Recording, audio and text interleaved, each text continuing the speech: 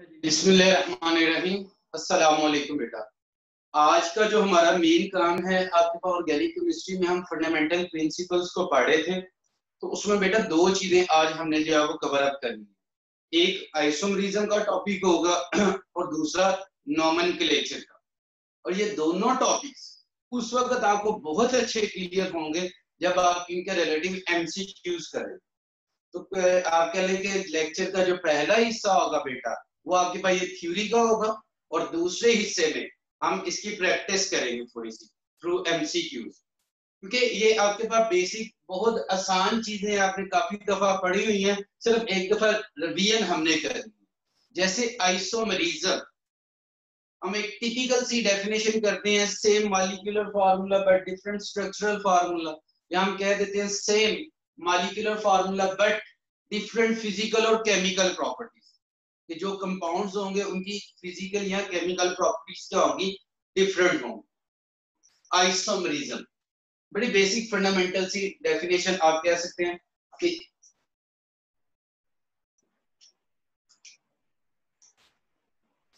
Same molecular formula होता था, different बेटा स्ट्रक्चरल फार्मूला कह लेंगे, फिजिकल और केमिकल प्रॉपर्टीज।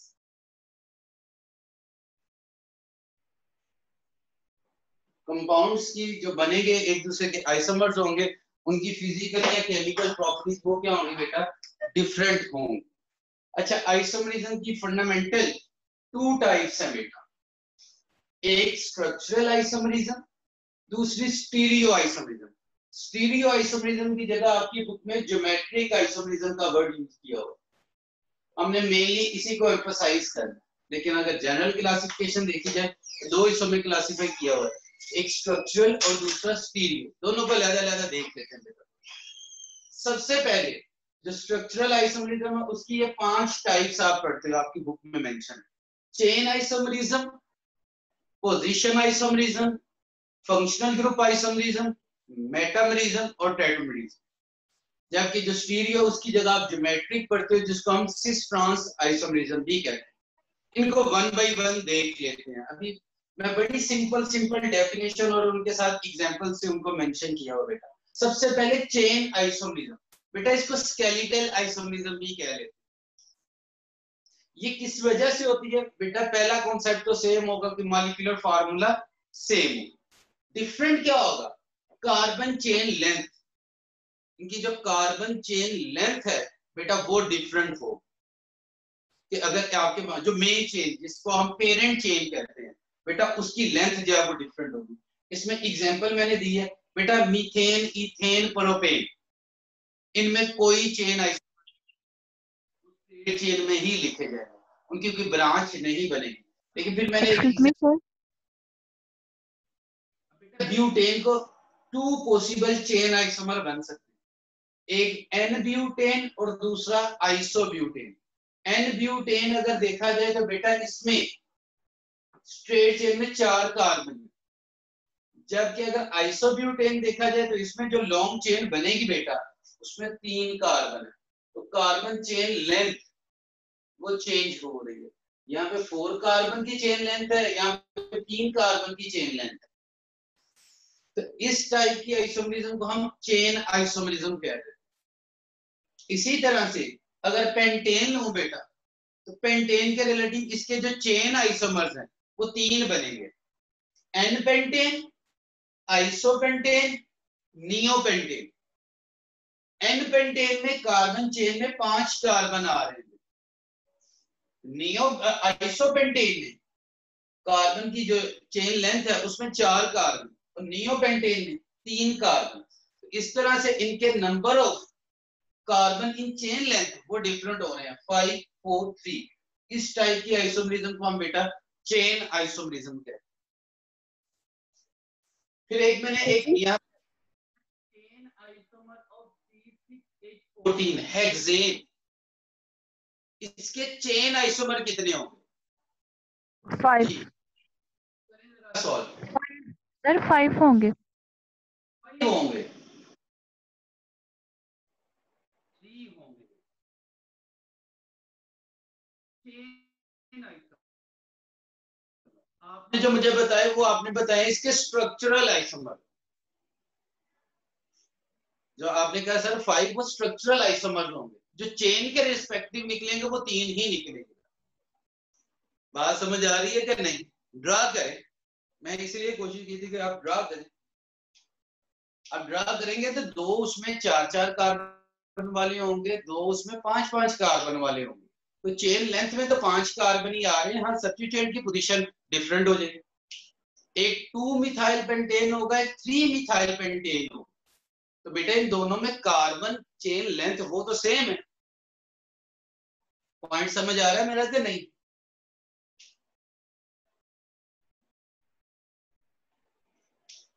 डियर स्टूडेंट्स, इसमें आंसर आएगा ये। अगर आपसे पूछा जाता है हेक्सेन के स्ट्रक्चरल आइसोमर्स कितने हैं, वो आप कहते हैं 5 बेटा ये चेन आइसोमर्स 5 है, और सॉरी 3 है, स्ट्रक्चरल आइसोमर्स 5।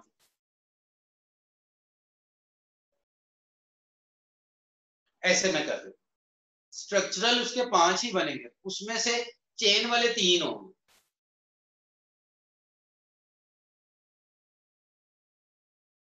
सर समझ नहीं आ रही। समझ नहीं आ रही? तो देखो ना बेटा, एक तो ये चेन वाला हो जाएगा, खुद ड्रा करें ना बेटा। एक चेन वाला ये हो गया, एक चेन वाला ये हो जाएगा।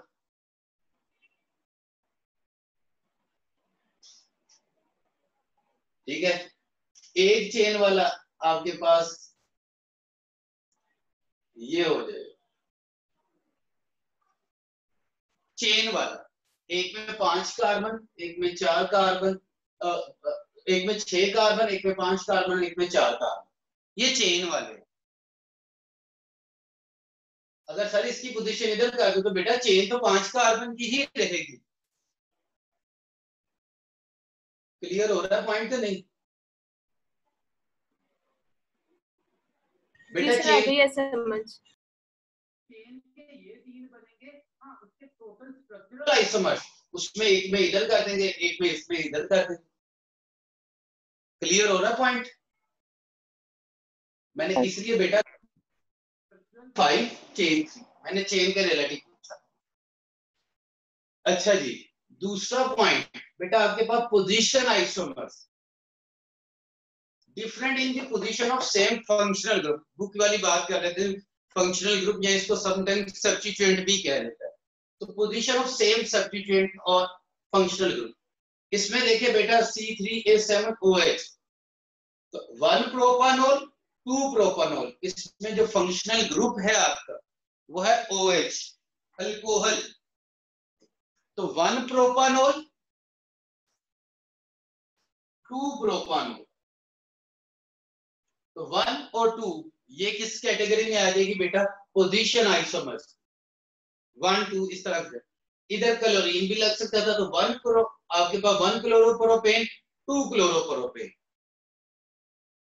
तो ये आपके पास सेम फंक्शनल ग्रुप की जो पोजीशन से आपके पास आइसोमरिज्म राइज होती है वो पोजीशन आइसोमरिज्म कहलाएगी, और उससे जो आइसोमर्स बनेंगे वो पोजीशन आइसोमर्स। अच्छा जी, नेक्स्ट वन आपके पास है जी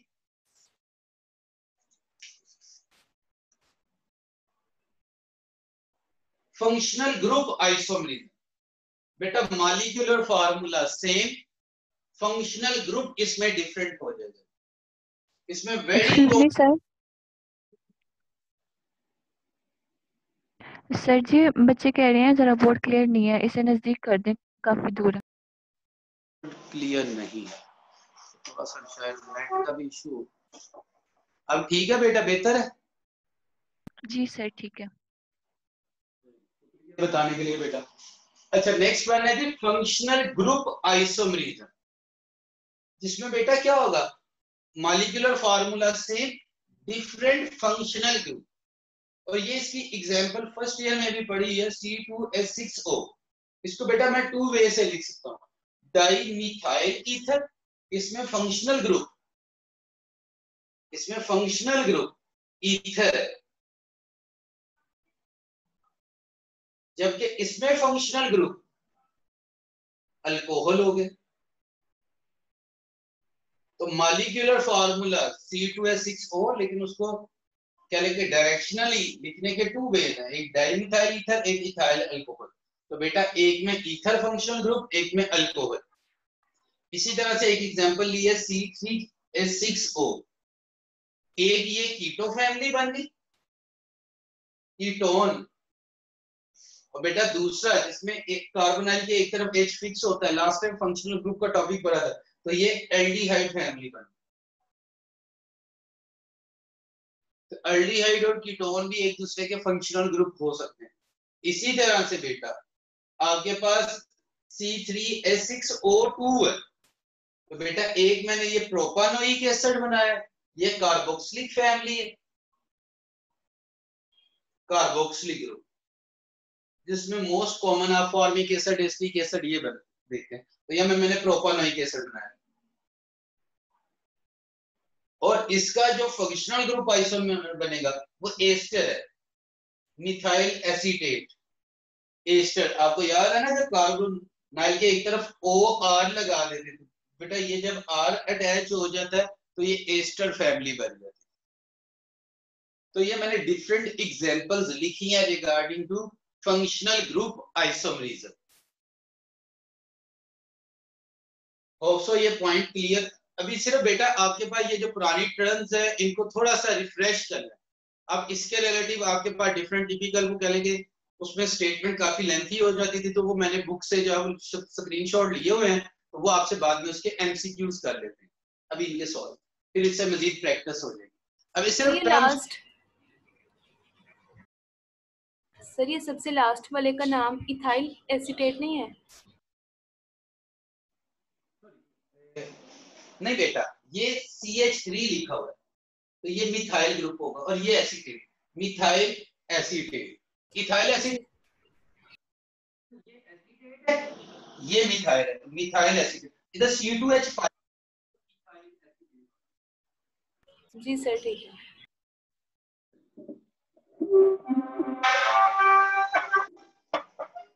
अच्छा बेटा, आगे आपके पास टर्म है जी, नजर आ रहा है बेटा? जी सर आ रहा है नजर। Equal distribution of alkyl group on the either side of the functional group। तो बेटा अनइक्वल डिस्ट्रीब्यूशन जब अल्काइल ग्रुप की होती है तो वो मेटामेरिज्म आ जाती है। इसमें एग्जांपल आपकी बुक में उसने दी हुई है जी, आपके पास C4H10O, तो इसको हम डाई इथाइल ईथर लिखते हैं, या आपके पास मिथाइल एन प्रोपाइल ईथर। वैसे इसका एक और आइसोमर बन सकता है, इसका एक और आइसोमर बन सकता है, वो क्या होगा? Methyl isopropyl ether. भाई इसी को अगर बेटा एक ब्रांच बना के लगा दो तो मिथाइल आइसोप्रोपाइल ईथर भी बन सकता है। तो diethyl ether, methyl n propyl ether, methyl isopropyl ether, ये इसके आइसोमर्स होंगे मेटामेरिज्म के। फिर बेटा एक सेकंड मैंने एग्जांपल दी है एस्टर्स में से, ये ईथर में से दी और ये एस्टर्स। एस्टर में ये आ वाली बात। अब देखिए बेटा यहां पे, सॉरी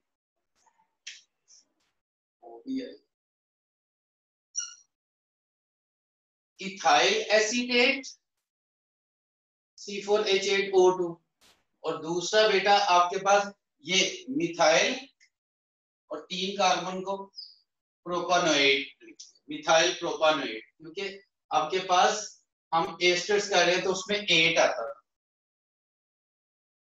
एसीटेट प्रोपानोएट इस तरह से चलते हैं।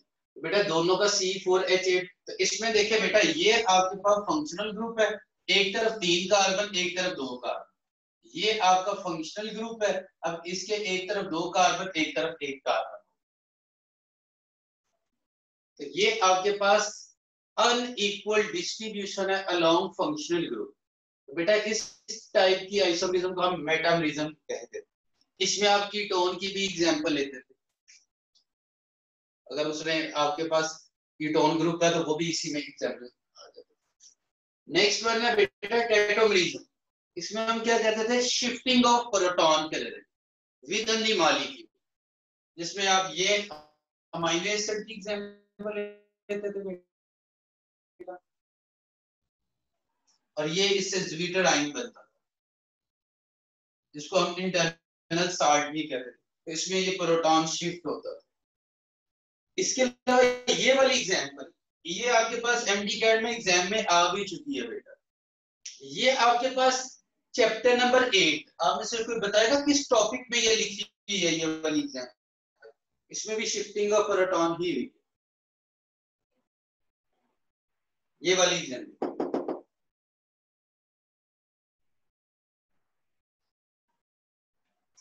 तो सेकेंड ईयर भी भूल गए हो? इसका नाम क्या है? एसिटाल्डिहाइड। ये अल्कोहल रिएक्शन ऑफ वाटर, हम वाटर से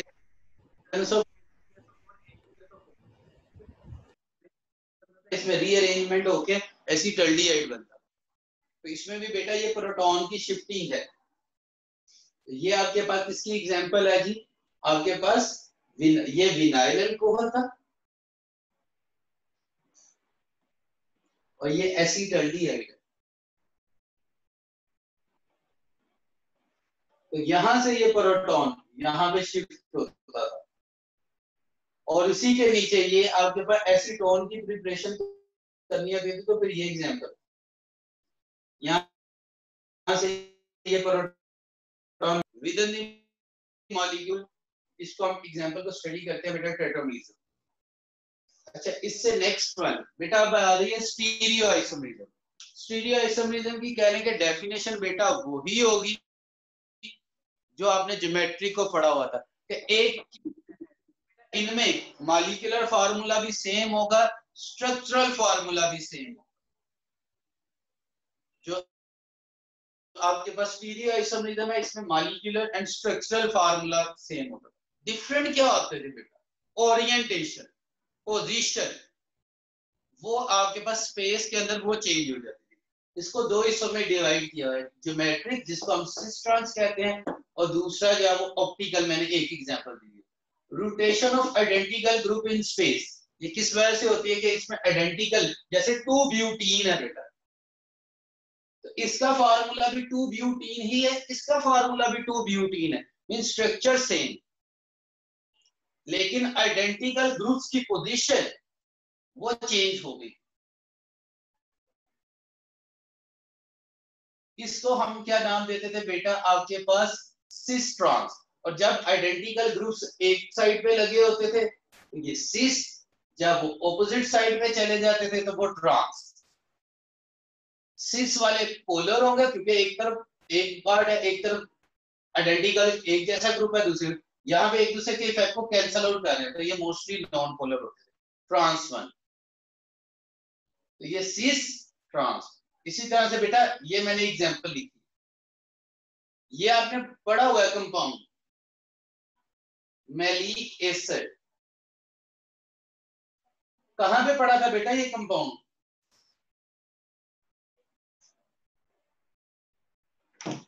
ये आपने जब बेंजीन की कैटालिटिक ऑक्सीडेशन पढ़ी थी तो उसमें ये कंपाउंड बनता था मैलिक एसिड। अब इसमें कार्बोक्सिलिक ग्रुप एक साइड पे है, हाइड्रोजन एक साइड पे। अगर इसको मैं इसको ऑपोजिट साइड पे कर देता हूं तो ये फ्यूमेरिक एसिड। सिस ट्रांस दो मुख्तलिफ कंपाउंड है। तो सिस और ट्रांस क्या है? जब आइडेंटिकल ग्रुप्स एक साइड पे होंगे तो वो सिस, और जब ऑपोजिट साइड पे हो जाएंगे तो वो ट्रांस। ये आपके पास बेटा सिस और ट्रांस के रिलेटिव आपके पास कॉन्सेप्ट है।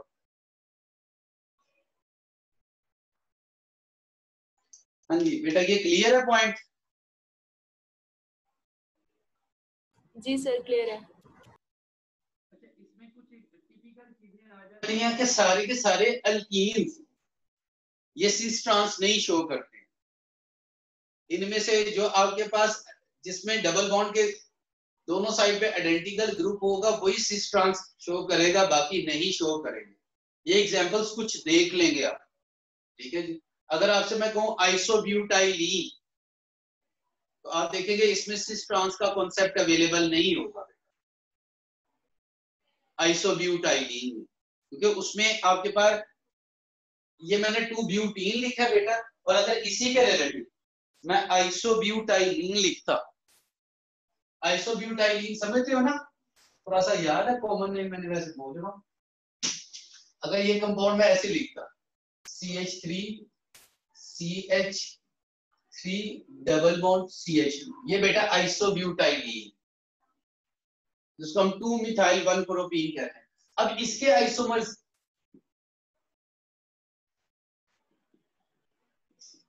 तो इसमें बेटा सिस ट्रांस का फिनोमेना एग्जिस्ट करेगा, देखें जरा।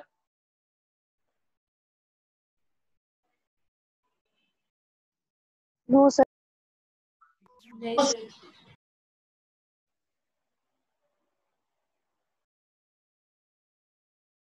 बेटा इनकी पोजीशन इंटरचेंज कर लो तो आपके पास कंपाउंड की सेहत पे कोई भी असर नहीं पड़ता, तो इसमें सिस ट्रांस का फिनोमेना नहीं होगा।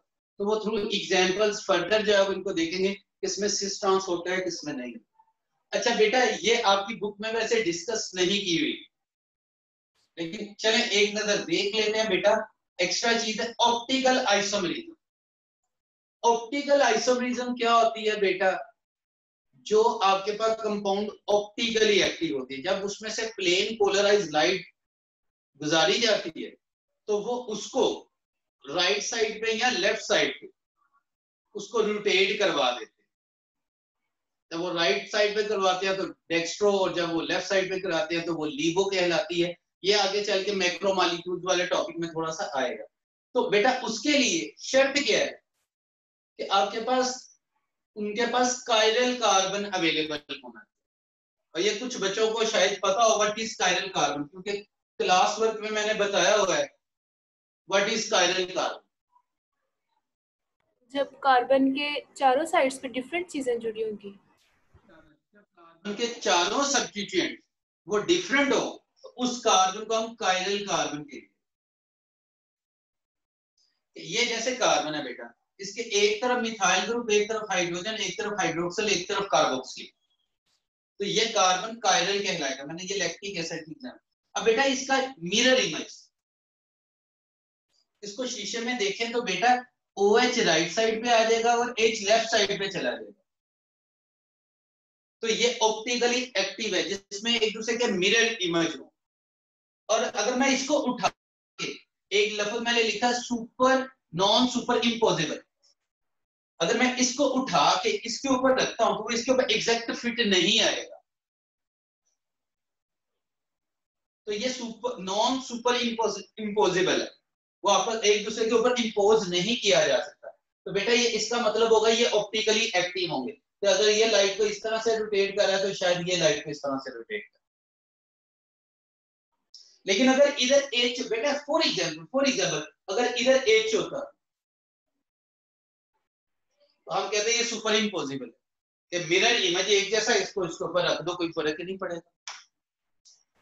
तो पॉइंट समझ आ रहा है बेटा ऑप्टिकली एक्टिव का? जी सर। सर ये रिपीट कर दें। बेटा एक तो पहली बात इसमें मैं बता रहा हूँ व्हाट इज कायरल कार्बन। इसको एसिमेट्रिक कार्बन भी कहते हैं कि जो चारों सब्स्टिट्यूएंट जब वो डिफरेंट होंगे, आपकी हद तक इतना ही काफी है। तो वो आपके पास क्या, और आपकी बुक में लैक्टिक एसिड एक है तो मैंने उसके रिलेटिव ही एग्जांपल दिया कि ये चारों डिफरेंट सब्स्टिट्यूएंट्स अटैच हैं। तो ये एक दूसरे का जब मिरर इमेज होता है तो लेफ्ट चीज राइट और राइट चीज लेफ्ट हो जाती है। तो वो मैं इनको सुपर इम्पोज नहीं कर सकता है। मैं इसको उठा के इसके ऊपर रखूंगा वो तो एग्जैक्ट फिट नहीं आएगा। तो इसका मतलब है ये ऑप्टिकली एक्टिव है कि एक लाइट को आपके पास राइट साइड पे अगर रोटेट कर रहा है तो दूसरा लेफ्ट साइड पे रोटेट कर रहा है। सर ये ऑप्टिकल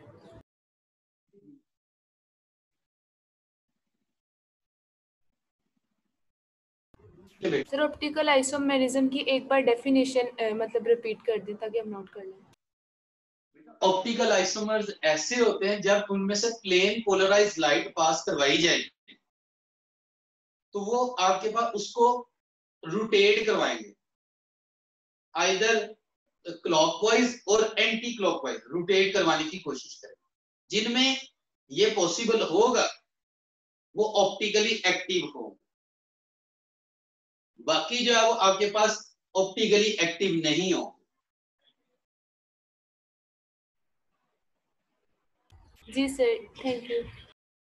बेटा जब हम चैप्टर नंबर 13 पढ़ेंगे ना तो उसमें एक वर्ड लिखा हुआ है, यानी कि वहां पे एक इंपॉर्टेंट नोट लिखवाते हैं, बुक में नहीं लिखा हुआ क्योंकि बुक में ऑप्टिकल आइसोमरिज्म का लिंक नहीं है। उसमें लिखा हुआ है जितने भी अमाइनो एसिड वो सारे ऑप्टिकली एक्टिव है एक्सेप्ट ग्लाइसिन, एक्सेप्ट ग्लाइसिन।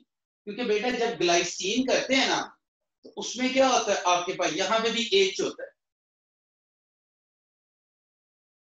तो बेटा ये दो आइडेंटिकल ग्रुप्स आ जाते हैं तो वो फिर ऑप्टिकली एक्टिव नहीं रहता। ऑप्टिकली एक्टिव के लिए कायरल कार्बन का होना जरूरी है। क्लियर है पॉइंट बेटा? तो आप इधर एक नोट भी लिख सकते हैं, all amino acids are optically active except glycine. Sir दो डिफरेंट कंपाउंड्स के सेम स्ट्रक्चरल फॉर्मूलाज हो सकते हैं, ये जैसे आपने मैलिक एसिड और फ्यूमेरिक एसिड लिखा है। यही क्या है, कंपाउंड दो डिफरेंट है, एक चीज का ट्रांस है, स्ट्रक्चरल फार्मूला तो सेम है, वो भी 2 ब्यूटीन है, वो भी 2 ब्यूटीन। बेटा ज्योमेट्रिक आइसोमरिज्म या स्टीरियो आइसोमरिज्म का कॉन्सेप्ट ही यही है कि इनके स्ट्रक्चरल फार्मूला सेम होंगे।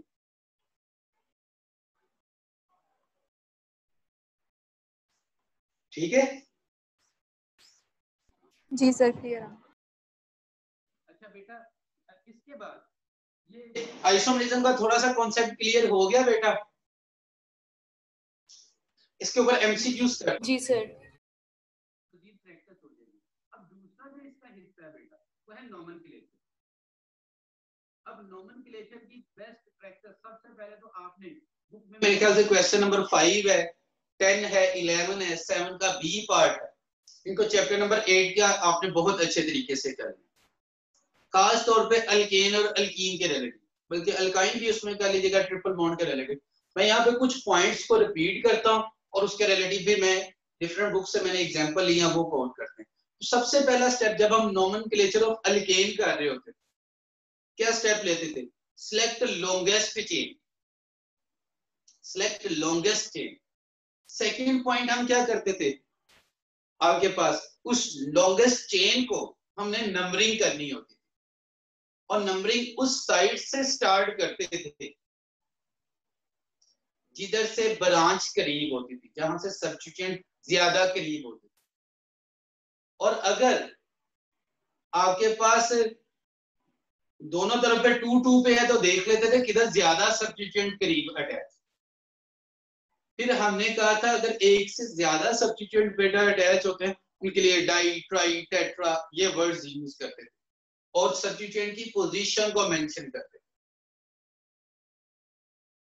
और फिर अगर आपके पास 2 डिफरेंट टाइप्स के सब्स्टिट्यूएंट्स अटैच हैं तो उनको अल्फाबेटिकली ऑर्डर में लिखते थे, अल्फाबेटिकली ऑर्डर में, यानी कि इथाइल और मिथाइल है तो पहले इथाइल को लिखेंगे लिखने में, लेकिन कहने के नंबरिंग वही है कि जो पहले आएगा उसी के लिए।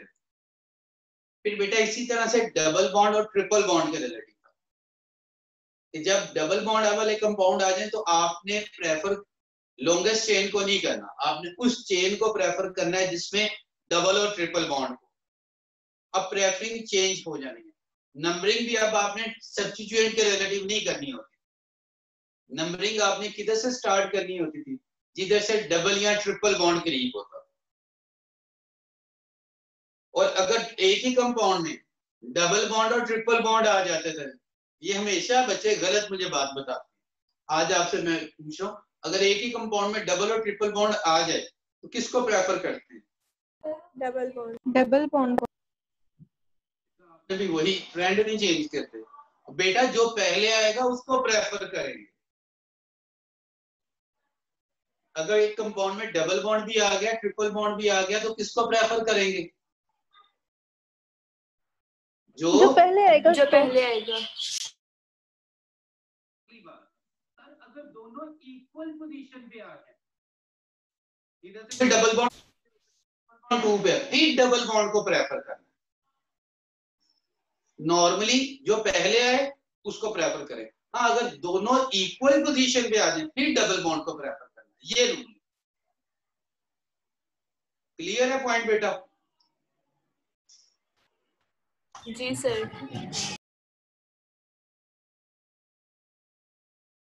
बॉन्ड भी आ गया, क्योंकि नोमेनक्लेचर करनी है तो सबकी कर लेते। तो उसमें किसको प्रेफर करते थे बेटा?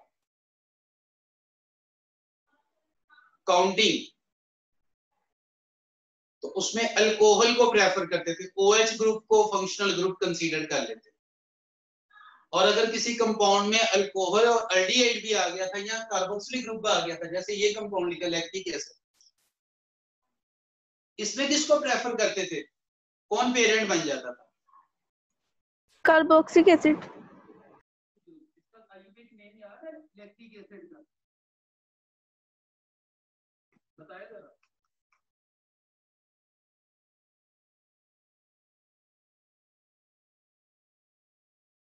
2 हाइड्रोक्सी प्रोपानोइक एसिड। देख लें अभी आपने बेटा, जुम्मा 4 दिन हुए FSC किए। लैक्टिक एसिड कहाँ पे अवेलेबल होता था? चलो ये बताइए जरा। मसल्स तो योगर्ट में पढ़ा था, अब आप मसल्स में भी कह रहे हैं तो होगा भी। अच्छा जी, उसके बाद इसके पैरेलल आपने एक कंपाउंड और लिखा हुआ था, वो भी पढ़ा था, टार्टारिक एसिड। उसका ईपेक नेम किसी को याद हो?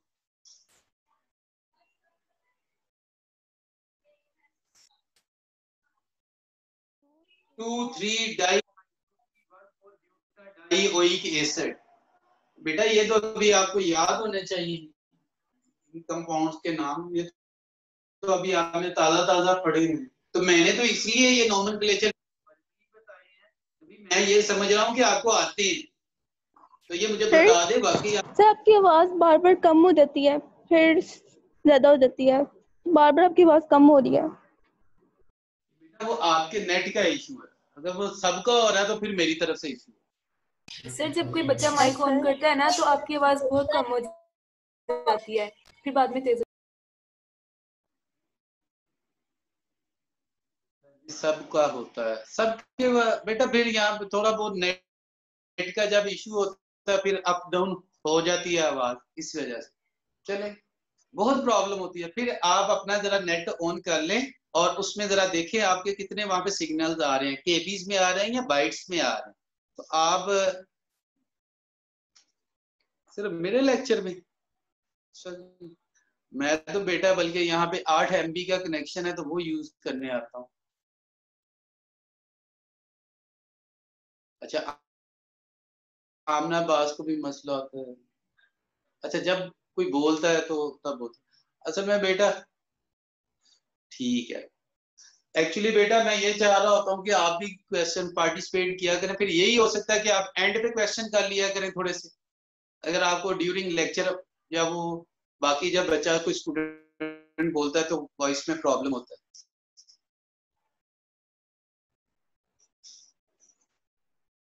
अच्छा, या इसका एक और सोल्यूशन है, मैं इंशाल्लाह कल से हैंड फ्री भी यूज कर लिया करूंगा, उससे भी मजीद आवाज बेहतर हो जाए।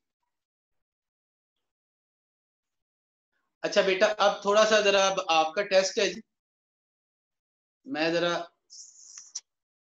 मुजम्मल साहब ये जरा स्क्रीन शेयर ऑन कर दें। मैंने ये सपोज किया हुआ है कि आपको नोमेनक्लेचर के रूल्स आते हैं। सेकंड ईयर में बेटा मैंने बहुत कुछ इसलिए सपोज कर लिया ना कि पूरे आपने 7-8 माह लगा के ये सेकंड ईयर तैयार की हुई है। चलो एक मिनट बेटा होल्ड ही कीजिएगा, मैं मुजम्मल साहब को कॉल करके कहता हूँ जरा ऑन कर दे।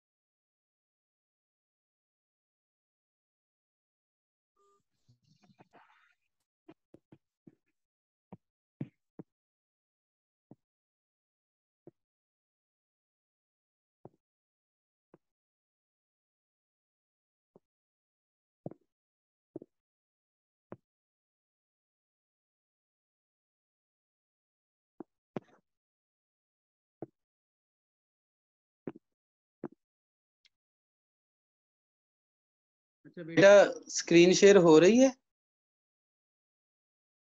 जी सर। Yes sir. ये ऊपर स्टेटमेंट थोड़ी सी कट हो गई है, मैं बता देता हूँ। लिखा हुआ विच आर आइसोमर्स, इनमें से कौन एक दूसरे के आइसोमर हैं, बताएं जरा। पहला है एथानोल एंड इथॉक्सी इथेन, दूसरा है मेथानोल एंड ऑक्सीमीथेन, प्रोपेनॉल। चार्ली।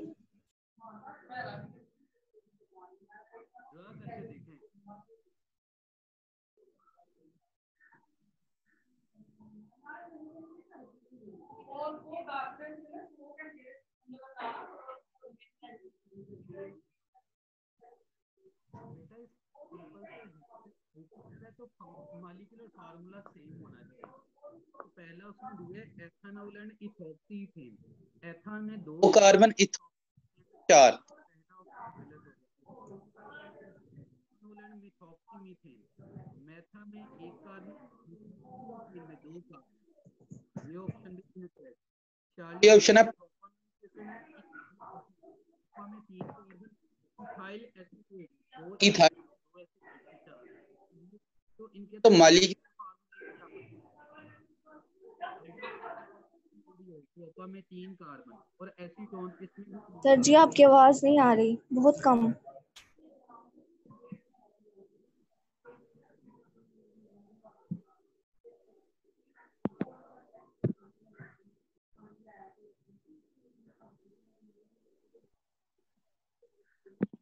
बेटा इसमें डेल्टा ऑप्शन आ रही है, पता चल रहा है कैसे आ रही है डेल्टा? नो सर, आपकी आवाज नहीं आ रही थी। बेटा जी देखो, मैंने इसको इस तरह से समझाने की कोशिश कर रहा हूं कि आप देखें मॉलिक्यूलर फार्मूला है, पहले 3 में तो मॉलिक्यूलर फार्मूला ही नहीं सेम है।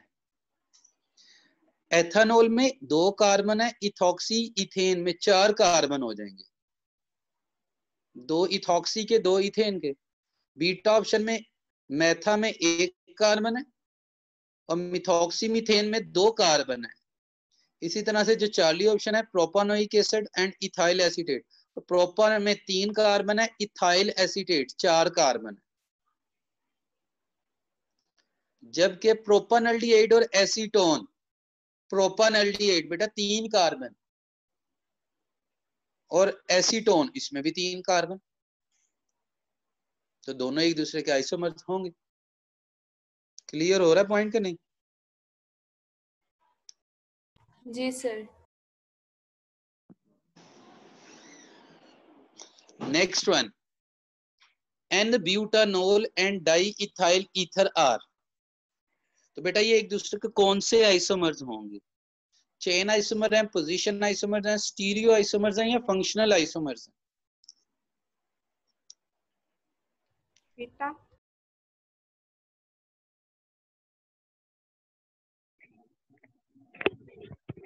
आइसोमर्स आपको नहीं सही आ रहे।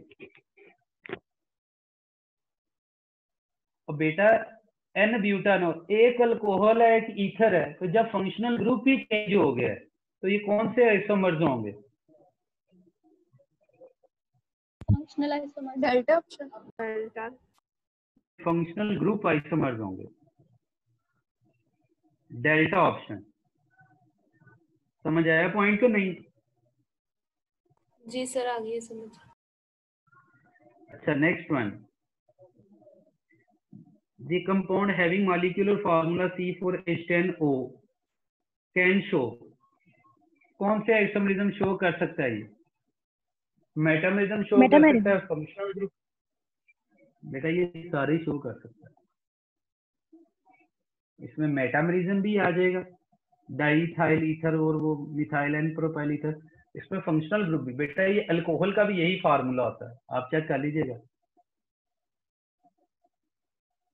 C4H9OH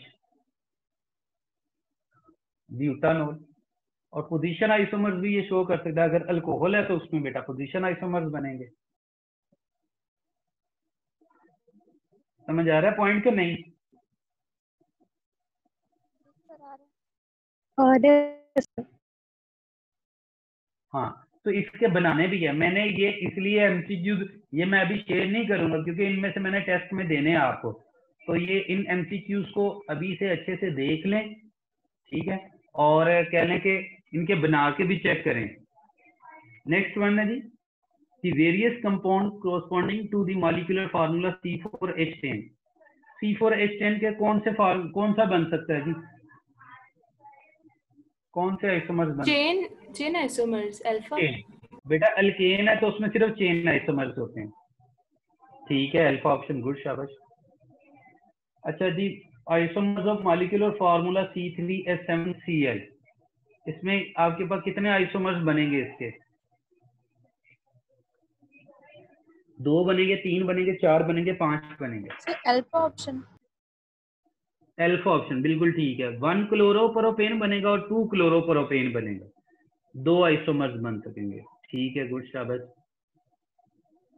अच्छा बेटा, उसके बाद है the type of isomerism due to different types of alkyl group on either side of functional group in the molecule of, ये उसने एग्जांपल भी दिए हैं, डाई इथाइल कीटोन और methyl n propyl ketone is referred है, तो इसको क्या बोलते थे हम? मेटामेरिज्म। मेटामेरिज्म आएगा बेटा, क्योंकि अनइक्वल डिस्ट्रीब्यूशन हो रही है जी। नेक्स्ट वन, अच्छा बेटा ये उसने दिया CH3CH2OH is functional isomer of, किसका ये फंक्शनल आइसोमर होगा? बताएं जरा शाबाश।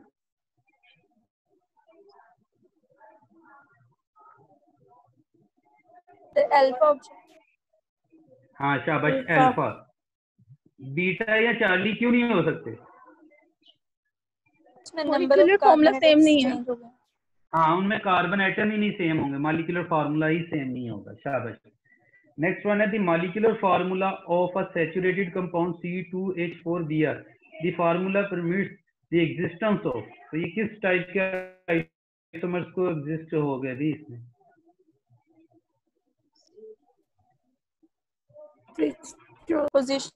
इसमें किस टाइप की आइसोमरिज्म एग्जिस्ट करेगी जी? Position isomers. हाँ शाबाश, पोजीशन। कोई बताएगा कौन कौन से इसमें पोजीशन बनेंगे? 1 ब्रोमो और 2 ब्रोमो। बेटा 2 ब्रोमीन है, बार पूरी करो।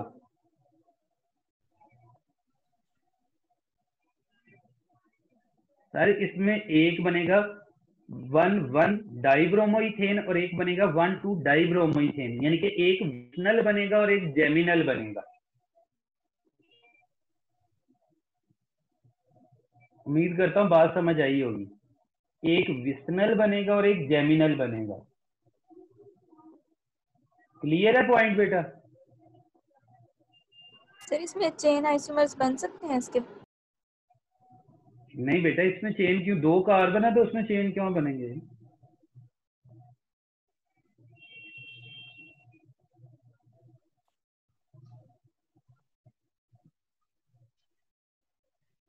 जी बेटा, क्लियर है?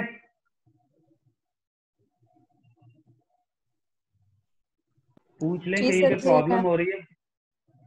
बेटा मैंने इसके 2 आइसोमर बता दिए हैं पोजीशन, एक बनेगा 1,2 डाइब्रोमोइथेन और दूसरा बनेगा 1,1 डाइब्रोमोइथेन। नेक्स्ट वन है metamerism is shown by, metamerism इनमें से कौन शो कर रहा है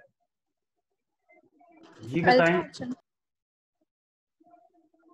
तेरा बेड़ा तेरे नहीं सी, तू फंक्शनल ग्रुप नु मिक्स करी जा रही है बेटा। इसमें तो 2 फंक्शनल ग्रुप भी डिफरेंट है। Delta option, methyl and n propyl ether and diethyl ether. Metamerism में मैंने एग्जांपल भी यही लिखी है, फिर आप वो कंफ्यूज हो जाते हैं। चलें कोई बात नहीं। अच्छा जी बेटा, which of the following does not exist position isomerism, हाँ इनमें से कौन पोजीशन आइसोमरिज्म नहीं शो करेगा? बताएं जरा अभी the reason answer. Sir aldehydes. क्यों? शाबाश, सही बताया। चेन के लास्ट पे होता है, मिड में नहीं आ सकता ये। हाँ बिल्कुल बेटा, इसमें कार्बोनिल के एक तरफ H फिक्स होता है, तो ये आपके पास आपके पोजीशन आइसोमरिज्म शो नहीं कर सकते। ठीक है चलो, उसके बाद है स्ट्रक्चर। ये दो स्ट्रक्चर दिए हुए हैं, ये किस टाइप के आइसोमरिज्म को रिप्रेजेंट कर रहे हैं?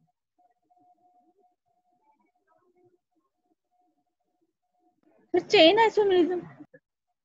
हाँ शुक्र है, जिन्ना आसान होना उन्ना ज्यादा टाइम लांदियां। Alpha option chain isomerism. आज भी अकील एब्सेंट है। Aqeel, are you present? अच्छा फिर एब्सेंट है, ठीक है। Total number of structural isomers possible for C3H6। हाँ जी बेटा जी, C3H6 के लिए total number of structural isomers possible वो कितने होंगे? 2 होंगे। 2। हाँ 2। कौन कौन से?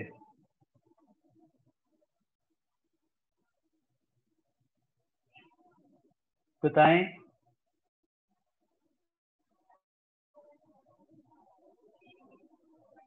नॉर्मल और आइसो।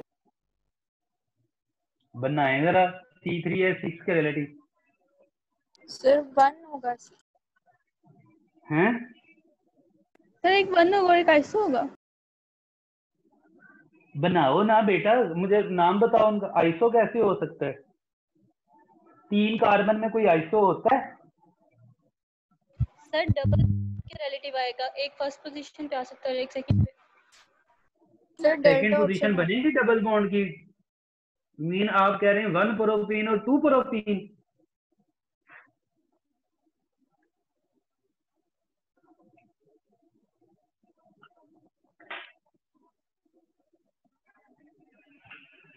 सर डेल्टा ऑप्शन है।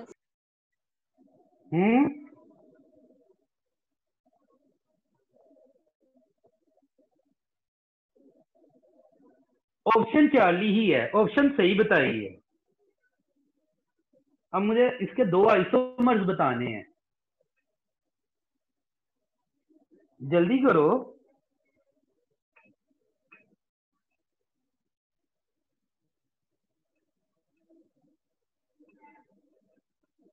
हाँ जी, नहीं पता चल रहा। हाँ भी आमने बात बोल। आइसोप्रोपाइल नहीं बन सकता। नहीं पुत्र, वो तो C3H7 होता है।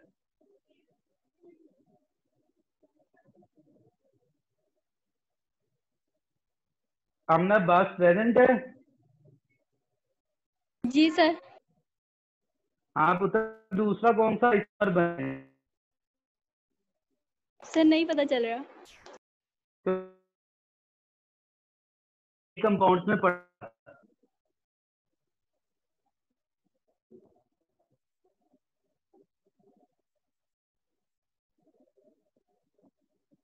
बेटा C3H6 ये एक तो अल्कीन के जनरल फार्मूले को सेटिस्फाई कर रहा है CnH2n, और एक साइक्लो अल्केन के जनरल फार्मूले को सेटिस्फाई कर रहा है।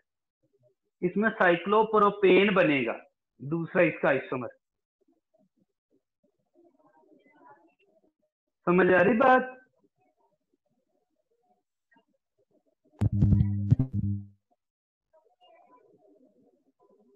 साइक्लोप्रोपेन इसका दूसरा आइसोमर होगा।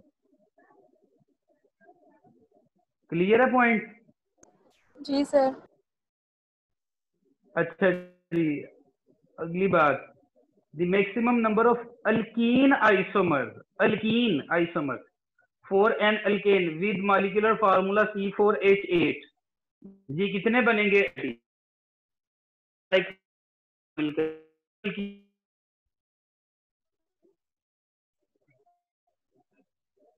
जी बेटा कितने बनेंगे? 2 3 4 सर 5। 3। माशाल्लाह तुक्के ही लगा रहे हैं आप लोग। 4 बनेंगे इसके। अब मैंने बता दी कि बनाएं जल्दी से और मुझे बताएं कौन कौन से बने हैं।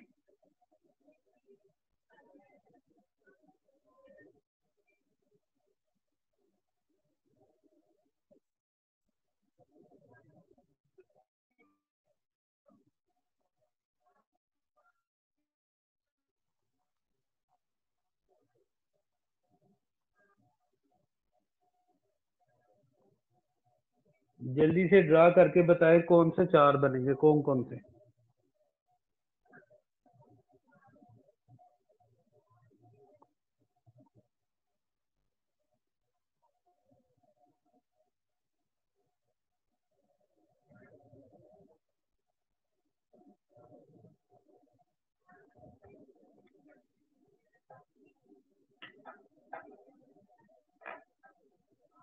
और ये आज के टॉपिक में आपने पढ़ा है।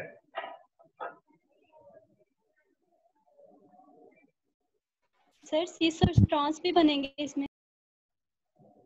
हाँ शाबाश। एक इसमें 1 ब्यूटीन बनेगा, 2 इसमें 2 ब्यूटीन के रिलेटिव बनेंगे, एक सिस वाला एक ट्रांस वाला, और तीसरा इसमें आइसोब्यूटाइलीन बनेगा, चौथा 2 मिथाइल 1 प्रोपीन। तो इस तरह से 4 इसके बनेंगे बेटा।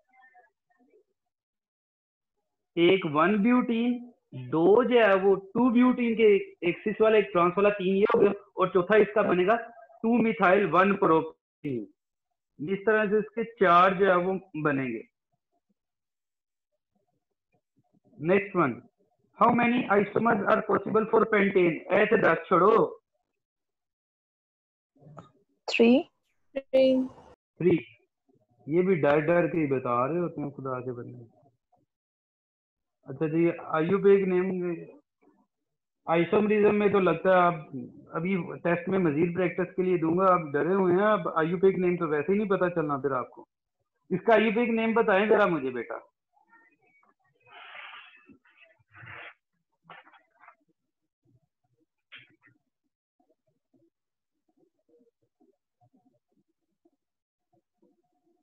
चार्ली। अच्छा, इरसा तेन पुत्र हजे तक ही नहीं कंसेप्ट हो रहा कि असीस से के ट्रांस से।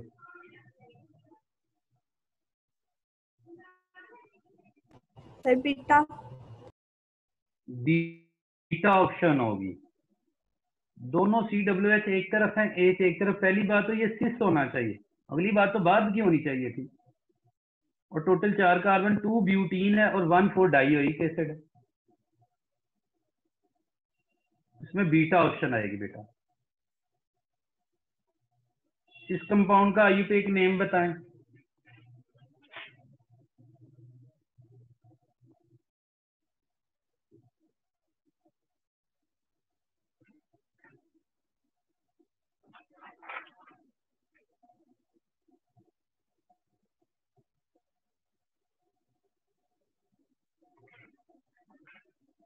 Sir alpha.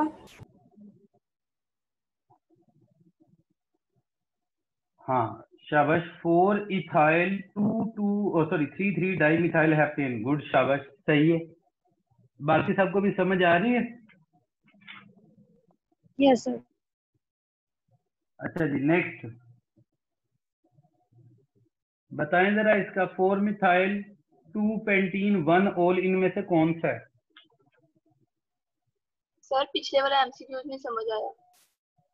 पिछले वाला नहीं समझ आया? तो बेटा सिलेक्ट लॉन्गेस्ट चेन, वो स्ट्रेट चेन ही होगी। काउंटिंग किस साइड से स्टार्ट करनी है, लेफ्ट से या राइट से? सर हाँ, लेफ्ट तो से। सब्स्टिट्यूएंट किधर से करीब है? हाँ, तो लेफ्ट से ही की है। तो 1 2 3 3 पे 2 मिथाइल ग्रुप है, 4 पे इथाइल ग्रुप है, लेकिन अल्फाबेटिकली ई वाला पहले लिखा है। तो 4 इथाइल 3 3 डाई मिथाइल, 7 कार्बन है तो हेप्टेन। जी सर। ठीक है बेटा। अच्छा जी, चले जी, ये 54 का बताएं जरा मुझे।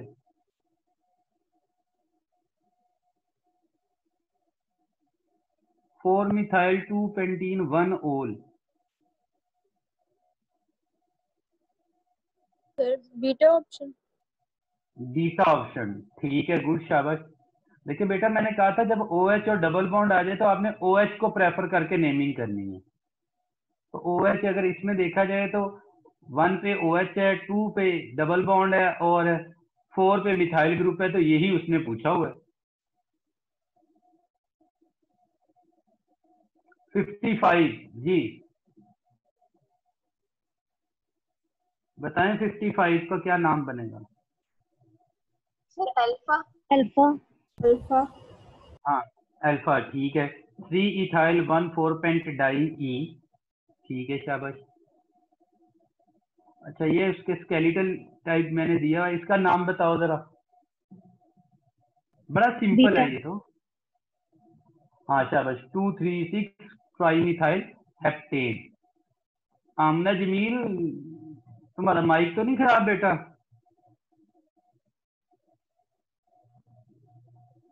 आमना जमील,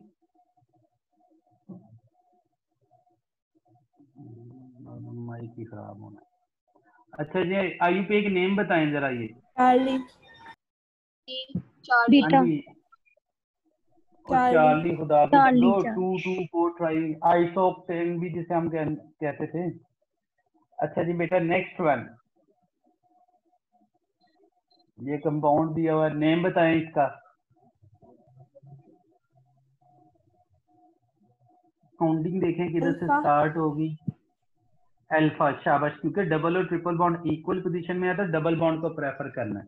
तो 2 मिथाइल पेंट 1E4 आइन, अल्फा ऑप्शन। बेटा फिर ये कंपाउंड दिया हुआ है, इसका आईयूपीए की नेम बताएं जरा।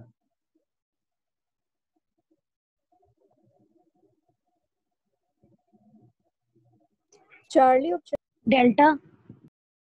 Delta option. क्यों बेटा, डबल बॉन्ड को प्रेफर करो, वो पहले है। तो 1 हेक्सीन 3 आइन। जी नेक्स्ट, ये आईयूपीए की नेम बताएं।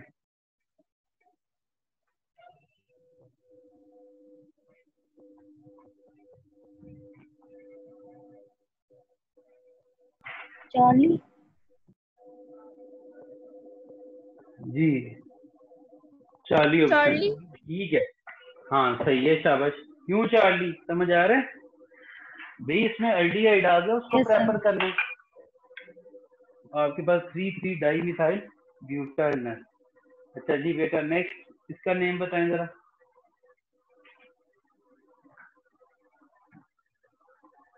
अल्फा।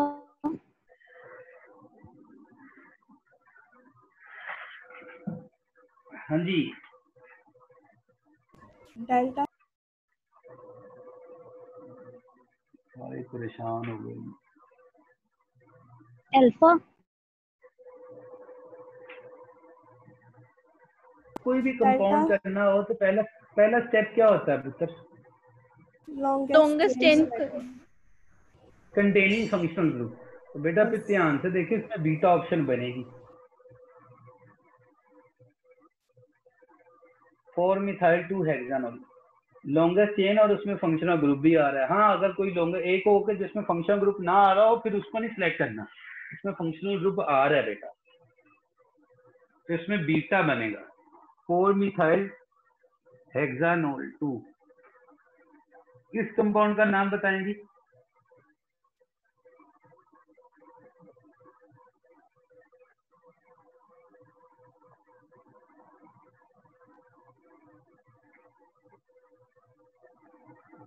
चार्ली। हाँ शाबाश Charlie, 1,1 die chloro ethane, good, शाबाश। अच्छा, उसके बाद नेक्स्ट कंपाउंड ये। जी बेटा, नाम बताएं। चार्ली। चार्ली। चार्ली, ठीक है, शाबाश। 1,3 है। देखिए डबल और ट्रिपल बॉन्ड जब इक्वल पोजीशन पे तो डबल बॉन्ड को प्रेफर करना है। तो 1,3 हेक्साडाइल 5 आइन, गुड, शाबाश। इसके बाद कंपाउंड का नाम बताएं।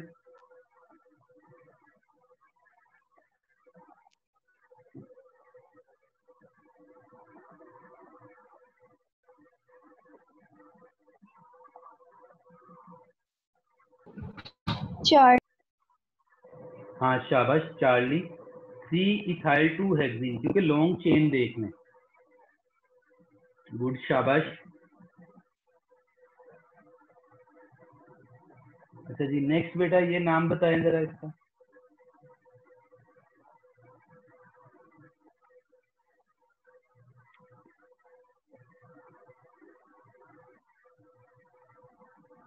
चार्ली।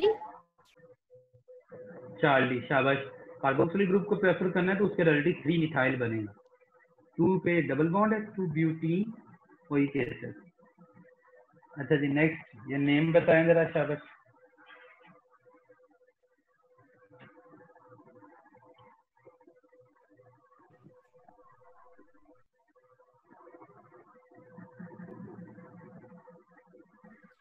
ये भी पूछा भी है फिर कंफ्यूज हो जानी है, देखो जरा ज्यादा खौफ करो। Charlie. Charlie 4 methyl 2 hexanol. Next name बताएं जरा शाबाश।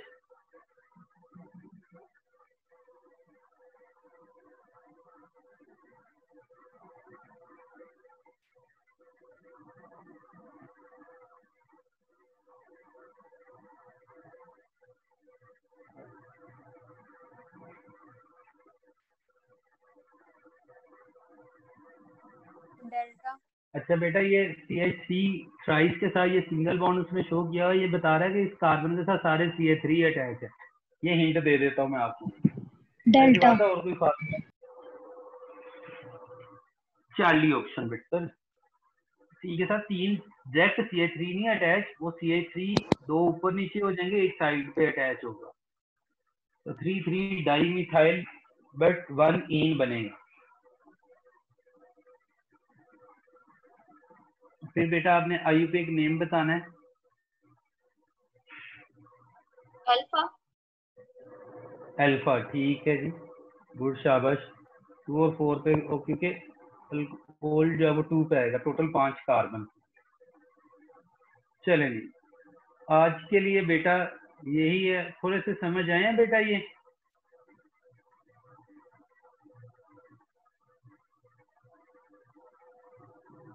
हेलो